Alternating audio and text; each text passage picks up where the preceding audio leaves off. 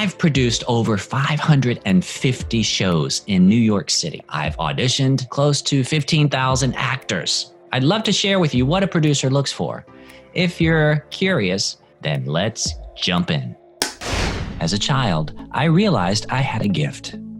I see people without their doubts or fears as the fully expanded future versions of themselves.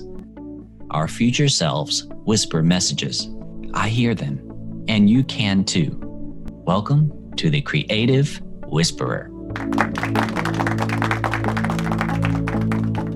So a little bit about what I look for just as a producer. This image keeps coming to mind for me of banging a gong. Get clear about what you want and bang that gong, and then what you need kind of shows up, what resonates with that. It's been a powerful image because for some reason I've had my focus outside of myself. Let me clean up what's outside myself, but I'm learning that, wow, no, what I really need to do is get clear about what I want, bang that gong, and then all the people come, or all the situations come. It's been a powerful thing. So I wanted to say a little bit about what I've learned that's important to me in terms of a working relationship. Have you ever been in a rehearsal, or this works for meetings too, and maybe you were sweating to get there on time, maybe you took a cab and spent $15-20, and someone strolls in 15-20 minutes late with a Starbucks coffee. Has that ever happened to you? Anybody? Raise your hand. Has that happened to you? It's happened to me before too, and I remember as an actor, and what I remember is thinking, wow, I don't want that in any production that I'm working on. Now, I used to be that person years ago, but someone sat me down and said, Israel, when you make that choice, what you're saying, you're not really saying this, and I know you don't believe this to be true, but what you're communicating to the other people in that room is that you believe your time is more valuable than their time. And maybe you do believe that, but what happens is they don't hear the words, but they feel what's communicated there, and there's a resentment that starts to build up. They may not even be in touch with it, but for some reason you just kind of rub them the wrong way. And that's no way to build an ensemble. It's first impressions, and sometimes second and third and fourth and fifth impressions, right? And so if that is a behavior or a thought process, if you're that person who likes to get their coffee and show up whenever, then you're not going to be happy here. You can continue on that journey and be that person and be happy, but somewhere else with other folks.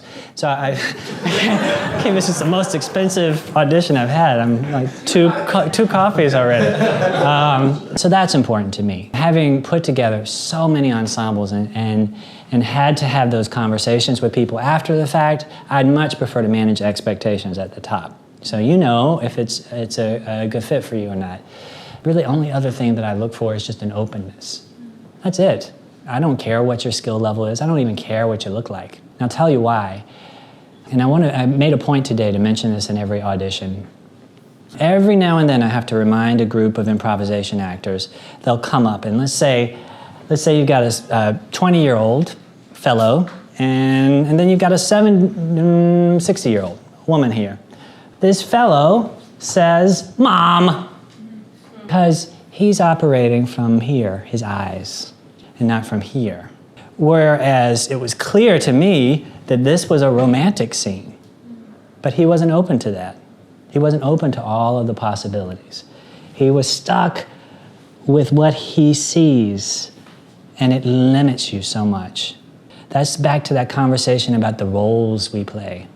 When we sleepwalk through our lives by playing these roles, we limit ourselves. Instead of showing up, you don't know who this person is. You don't even know if it's a person yet.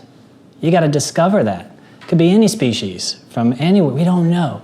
So liberating that you could play any race, that you could explore any gender, that you could explore any age with this work. We have Liz Parrish. She was just in a masculine mood, and she created all of these male characters. Liz is a mother. She's been improvising for decades and decades. She was our artistic director for a little while. But she just created this character, Tony, who's a male stripper in his 60s. And so we're creating this screenplay now because it's all about energetically what's going on there.